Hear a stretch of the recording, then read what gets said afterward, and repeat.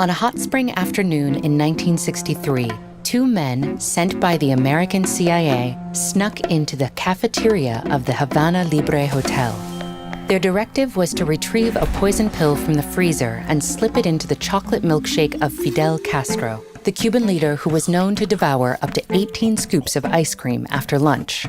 While exact details of the story are contested, it's rumored that the pill, however, froze to the freezer coils and broke, foiling the CIA's plan and granting Castro many more days to satiate his sweet tooth. Ice cream has held a unique role in our world's history, culture, and cravings, but where did it come from? The first accounts of cold desserts and iced drinks date back as early as the 1st century. In civilizations including ancient Rome, Mughal India, and Tang Dynasty China, these icy treats were mainly enjoyed by the royal elites. And finding the means to freeze these delicacies wasn't always easy. Wealthy Mediterranean nobility sent laborers to trek up high mountains to harvest glacial ice and snow. Meanwhile, ancient Persians built shallow insulated pools of water and utilized a technique known as sky cooling. At night, the shallow pools would naturally radiate heat into the dry desert skies, causing them to dip below the ambient temperature and freeze. Yet the cream-based treat we know today made a much later debut.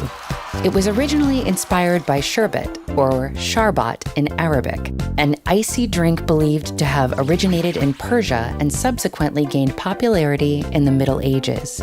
European travelers brought sharbat recipes home and began creating their own chocolate, pine cone, and even eggplant-flavored takes on the refreshment.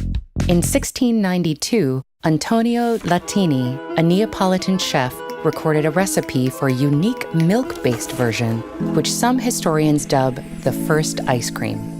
In the 18th century, ice cream expanded its reach as these recipes set sail alongside European settlers to North America. Yet, it was still mainly enjoyed by the upper classes, as the process to make it was quite laborious, and its main ingredients, sugar, salt, and cream, were expensive. George Washington is said to have spent the equivalent of $6,600 in today's dollars on ice cream in one summer alone. It was on American soil that the frozen dessert entered its golden age, as inventors and entrepreneurs began to engineer ways to bring it to the masses. In Philadelphia in 1843, Nancy Johnson patented a revolutionary ice cream making machine featuring a crank and beater, which made the process easier for any home cook. And storing ice cream was no longer an obstacle, as by the mid-1830s, New England businessman, Ice King Frederick Tudor, had greatly improved the ice trade, shipping thousands of tons of ice to households across the globe.